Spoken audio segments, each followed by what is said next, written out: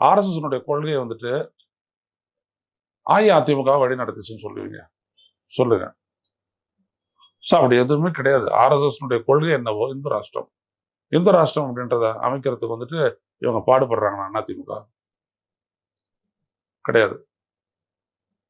இல்ல இந்து சாதிய அந்த அமைப்பு, படிநிலைகள் அமைப்பு, அதை வந்துட்டு அண்ணா திராவிட முன்னேற்ற ஏற்றுக்கொண்டதா? கிடையாது.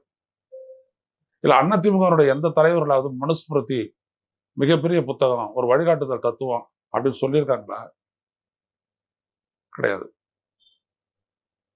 என்ன உங்களுடைய பல கொள்கைகளை வந்துட்டு நீங்க அவங்களோட கூட்டணி வச்சிருக்கிறதுனால பல கொள்கைகளை வந்துட்டு நீங்க பேசும்போது அதை அவங்க எதிர்க்கல. அது எடப்பாடி பழனிசாமியினுடைய தலைமையினுடைய ஒரு சிறப்பு. அது அவங்க எது சொன்னாலும் இவங்க இது பண்றது இல்லை.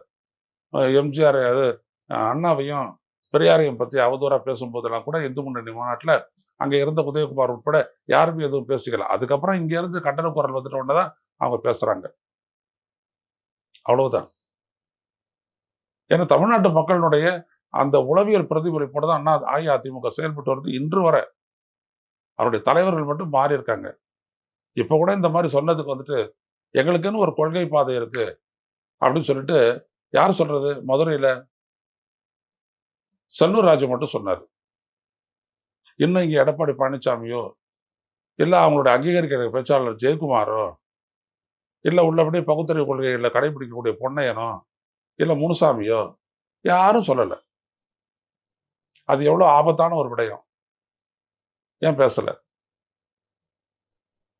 அஇஅதிமுக உடைச்சு தூளாக்கினது வந்துட்டு பாத்தீங்க அப்படின்னா பிஜேபி தான். அதுல எல்லாருக்கும் தெரியும், அதிமுககாரங்களுக்கும் தெரியும். ஏன் உடைக்கிறாங்க? உங்களுடைய பேச்சை தான் இவங்க கேட்கறாங்களே, கேட்டுக்கிட்டு செயல்படுறாங்களே, அதுல தப்பு இல்லைன்னு சொல்றாரு முருகன்ஜி. நான் அதான் கேட்கிறேன் நான் உங்ககிட்ட, ஏன்ஜி ஏன் அப்புறம் அதை உடைச்சிங்க? ஏன் அதை விழுங்க பாக்குறீங்க? ஏன் கூட்டணி ஆட்சின்னு சொல்றீங்க? என்ன காரணம்? பெரிய இடைவெளி இருக்கு அஇஅதிமுகவுக்கும் பிஜேபிக்கும் இடையே, ஆர்எஸ்எஸ்க்கும் இடையே. ஒருபோதும் அவங்களால ஒட்ட முடியாது.